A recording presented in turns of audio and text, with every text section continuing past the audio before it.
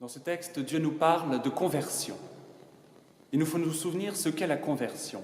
La conversion, c'est le changement du cœur. Un cœur qui s'oriente tout d'un coup davantage vers Dieu, un peu comme le tournesol, si vous voulez, qui s'oriente naturellement vers le soleil. Notre cœur, c'est la même chose. Il faut qu'il soit orienté vers Dieu.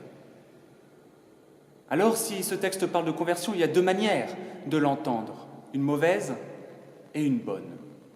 Une manière qui est une non-conversion, qui est un cœur qui ne change pas, un cœur dur, et une autre manière qui est de l'ordre de la conversion, c'est-à-dire d'un cœur qui s'oriente davantage vers Dieu. La manière de ne pas nous convertir en entendant ce texte de l'Évangile, ce serait de ne rien faire, de se dire « la poutre dans mon œil est trop grosse, je n'arrive pas à l'enlever, alors je ne fais rien et je ne bouge pas, je n'essaie pas de changer mon cœur ». Ce n'est pas ça que dit Jésus. Ce que dit Jésus, c'est que nous avons à nous convertir, c'est-à-dire que nous avons à retirer cette poutre de notre œil pour pouvoir aider notre frère qui a besoin qu'on lui retire sa paille. Alors, oui, ce texte nous invite à commencer par nous-mêmes, à changer nous-mêmes notre cœur pour pouvoir changer le cœur et le regard de nos frères.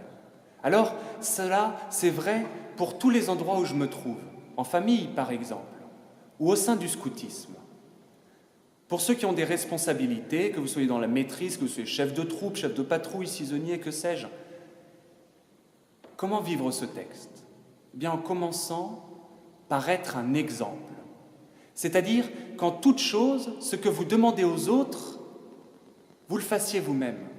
Et que quand vous reprenez un scout dont vous avez la responsabilité, quand vous lui donnez un ordre, quand vous le conseillez pour essayer d'avancer et d'évoluer, bien que vous commenciez par vous. Alors nous ne demandons pas juste ce qu'on fait déjà bien, mais quand je demande quelque chose, je le dis pour moi aussi.